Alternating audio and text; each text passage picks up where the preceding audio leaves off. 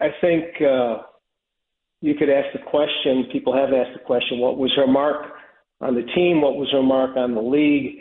And to me, her mark wasn't so much in terms of anything that the Bears accomplished or didn't accomplish, or, some significant growth area of the league.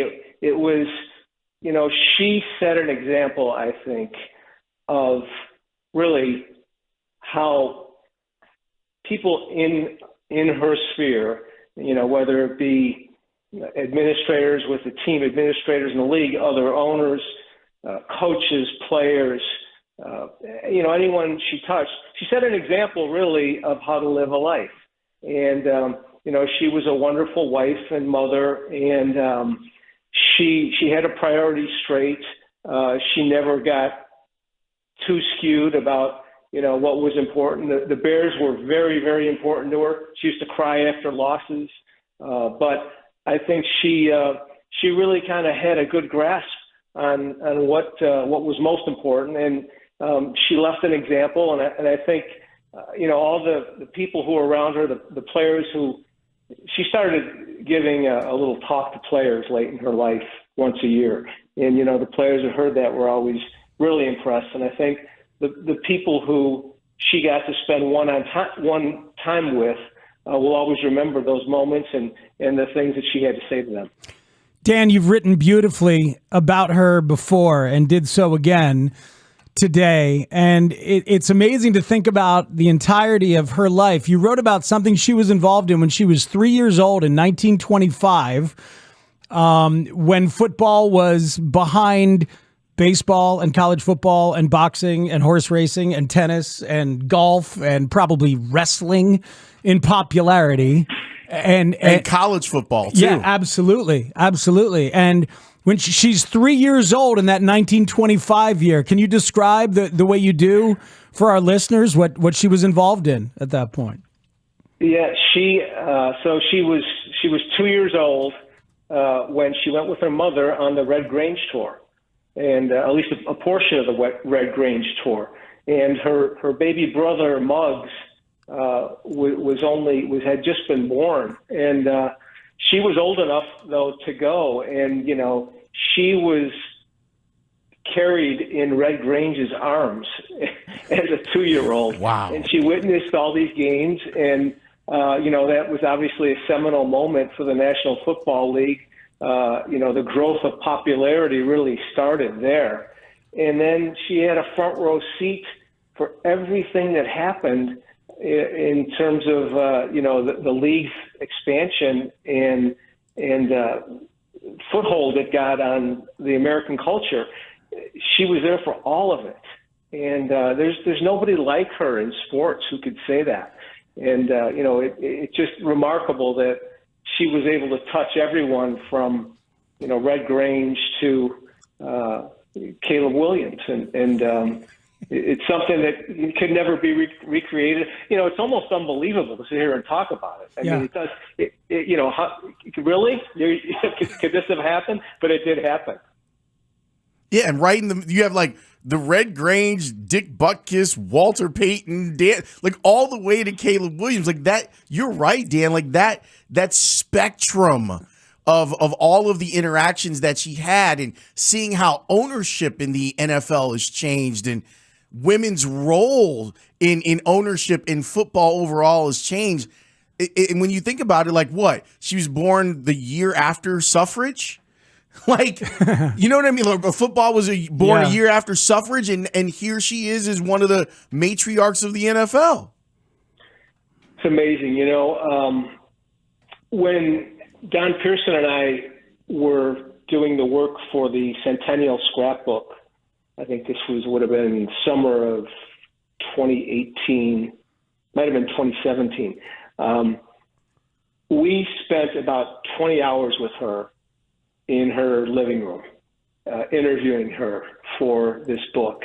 And we talked about every stage of the Bears and all the players that she touched and the people in her life from the team. And it was wonderful. I have I mean, between those interviews and other times that I've talked with her, I have like 108 typewritten pages of notes from her stories.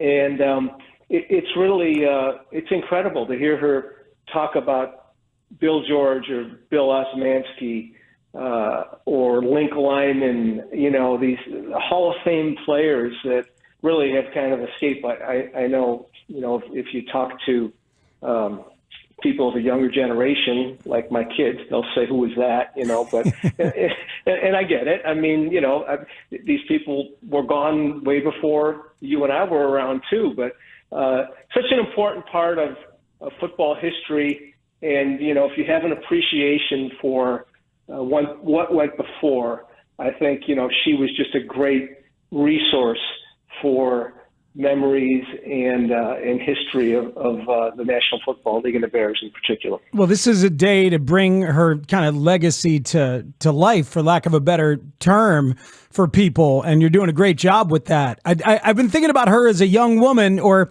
I guess, excuse me, a middle-aged woman in her 50s when Muggs dies, when the son of George Jr., or George III, I guess he was, Muggs, dies, and he's the one that George thought was going to take over. So George was still alive and runs him for what, another 3 years or so? But then Virginia has to step up. So she wasn't expecting to do that her whole life. And then all of a sudden she had to step up and do what she did the rest of her life. It's pretty amazing. Yeah, something that she really wasn't prepared for. You know, Muggs, as you said, had been kind of groomed to do this. And she had kind of spent her life trying to be the best mother to 11 children she could be. And all of a sudden, she had no choice but to be the person who was really kind of in charge of the Chicago Bears. But, you know, she never really took a role that required her to make a lot of decisions. She put her son Michael in charge initially, and then, you know, ended up replacing him in the 1990s, eventually put George in charge, and really kind of stayed in the background for the most part, you know, and allowed them to do what she did. But she would voice her opinions. You know, she was always on the board of directors, and she had an opinion to give at times. But again, she was never an owner the way most owners in sports operate. Do you have a gut feeling as to what happens next? I know there are 7 votes, I do believe, in terms of what the family's going to do. Do you have any gut feeling on what's going to happen, Dan? You know, I would guess that it's going to be status quo. You know, I think that certainly that's what they have said for forever, that this is what's going to happen. But, you know, things change. You know, the money has become outrageous. The value of the Chicago Bears is, you know, through the roof. There might be different factors of the family that have different opinions. So, you know, we'll have to just kind of let the thing play out and see what happens. But, you know, I know it was her hope, and it's the hope of George and, you know, most of the people who are really intimately involved with the team, that it will remain in the family. Dan, we truly appreciate you giving your decades of knowledge about this franchise and this woman to us here.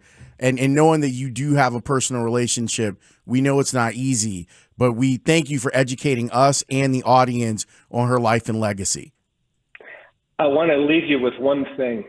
One of the things that we asked her was what she hoped for from the Bears in the next 100 years.